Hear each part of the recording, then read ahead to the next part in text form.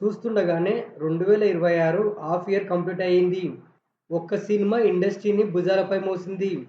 కొన్ని వందల కోట్ల అంచనాలతో వచ్చిన స్టార్ హీరోల సినిమాలు బాక్సాఫీస్ దగ్గర తడబడ్డాయి. మరోవైపు ఎవరు ఊహించని చిన్న సినిమాలు భారీ లాభాలనైతే అందుకున్నాయి. అసలు 2026 తొలి 6 నెలలు టాలీవుడ్ గెలిచిందా? లేక స్టార్ పవర్ కంటే కంటెంట్ పవర్ పెద్దదని మరోసారి నిరూపించబడిందా? ఒకవైపు 300 కోట్ల మూవీ, ఇంకోవైపు బిగ్గెస్ట్ ఫ్లాప్స్. ఈ వీడియోలో 2026 జనవరి నుంచి జూన్ వరకు రిలీజ్ అయిన సినిమాల బాక్సాఫీస్ రిజల్ట్స్ గురించి, biggest black busters, disasters, surprise hits, అలాగే టాలీవుడ్ అసలు రిపోర్ట్ గురించి తెలుసుకునే ముందు మీరు మన ఛానల్ ఫస్ట్ టైం చూస్తున్నట్టయితే వీడియో లాస్ట్ వరకు చూసి లైక్ అయితే చేయండి. అలాగే సబ్స్క్రైబ్ అయితే చేసుకొని పక్కన బెల్ ఐకాన్ని యాక్టివేషన్ అయితే చేసుకోండి. నేను చేసే ప్రతి వీడియో మీకు నోటిఫికేషన్ ద్వారా చాలా స్పీడ్‌గా అయితే రీచ్ అవుతుంది. ఇప్పుడైతే మనం మన వీడియోలోకి అయితే వెళ్దాం. జనవరి 1వ తేదీ నుంచే సినిమాలు రిలీజ్ అయ్యాయి. సంక్రాంతికి మాత్రం రాజాసాబ్, మనశంకర వరప్రసాద్ గారు, భర్త మహాశయులకు విజ్ఞప్తి, అనగనగా ఒక రాజు, నారి నారి నడుమ మురారి సినిమాలు రిలీజ్ అయ్యాయి. ఇందులో 3 సినిమాలు మాత్రమే హిట్ అయ్యాయి.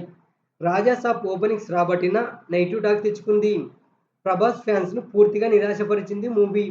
చిరంజీవి మాత్రం తన కామెడీ టైమింగ్‌తో కోట్లు కొల్లగొట్టారు. అనగనగా ఒక రాజు మౌత్ టాక్‌తోనే హెవీ పబ్లిసిటీ పెంచుకుంది. సర్ప్రైజ్ హిట్‌గా నిలిచింది మూవీ.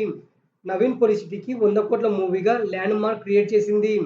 యూఎస్‌లో కూడా మంచి లాభాలను అందించింది మూవీ. జనవరిలో ఇంకొన్ని సినిమాలు రిలీజ్ అయినా బాక్సాఫీస్ దగ్గర ఫ్లాప్ అయ్యాయి. ఫిబ్రవరిలో 'యుఫోరియా' అనే ఫిల్మ్‌తో డిఫరెంట్ స్టోరీతో ఆడియన్స్ ముందుకొచ్చారు డైరెక్టర్ గుణశేఖర్. భూమిక కీ రోల్‌లో నటించిన బాక్సాఫీస్ దగ్గర జస్ట్ హిట్ స్టేటస్ మాత్రమే అందుకుంది. 'ఫంకీ'తో వచ్చారు విశ్వక్ సేన్. మొదటి ఆట నుంచే తేలిపోయింది మూవీ.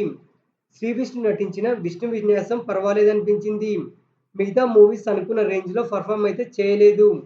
మార్చి నెలలో స్టార్టింగ్‌లో 'మృత్యుంజయ', 'సాంప్రదాయని', 'సుప్పిని సుత్తపూసని', 'ఎస్ సరస్వతి' సినిమాలు గ్రాండ్‌గా రిలీజ్ అయినా ఫలితం అయితే దక్కలేదు. 'ఉస్తాద్ భగత్ సింగ్'పై హై ఎక్స్‌పెక్టేషన్స్ ఉన్నా ఓపెనింగ్స్ మాత్రమే వచ్చాయి. ఆడియన్స్‌కు స్టోరీ అంతగా కనెక్ట్ అయితే కాలేదు. అదే రోజు రిలీజ్ అయిన 'బ్యాండ్ మేళం' హిట్ అయింది. 'ఉస్తాద్‌కు పోటీగా వచ్చి డీసెంట్ హిట్ అయింది మూవీ.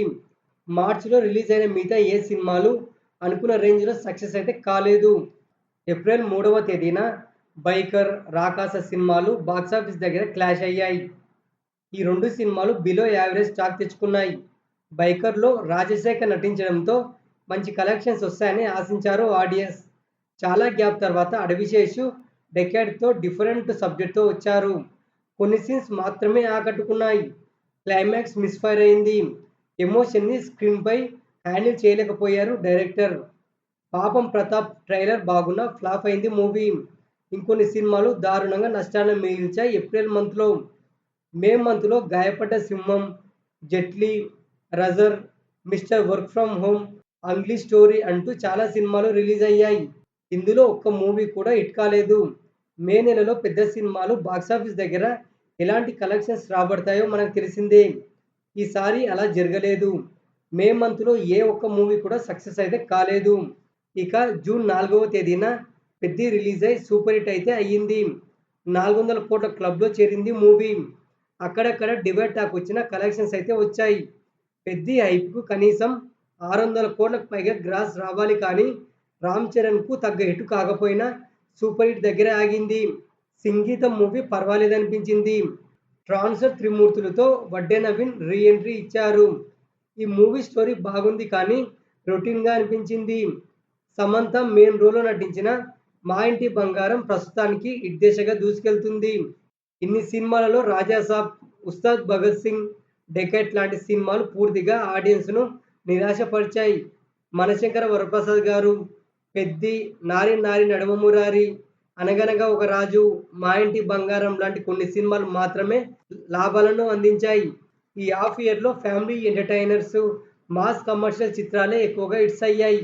ఓటీటీ డీల్స్ బాక్సాఫీస్‌కు అదనపు ఆదాయ వనరులుగా మారాయి. బీసీ సెంటర్స్ ఆడియన్స్ చాలా వరకు డిసప్పాయింట్ అయితే అయ్యారు.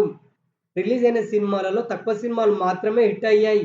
స్టార్ హీరోలు, భారీ బడ్జెట్, గ్రాండ్ ప్రమోషన్స్ ఉన్నా చివరికి ఆడియన్స్ మంచి కంటెంట్ ఉన్న సినిమాలకే ఓటు వేశారు. 2026 ఫస్ట్ హాఫ్‌లో మీకు నచ్చిన బెస్ట్ మూవీ ఏది? ఎక్కువగా నిరాశపరిచిన మూవీ ఏదో కామెంట్ చేయండి.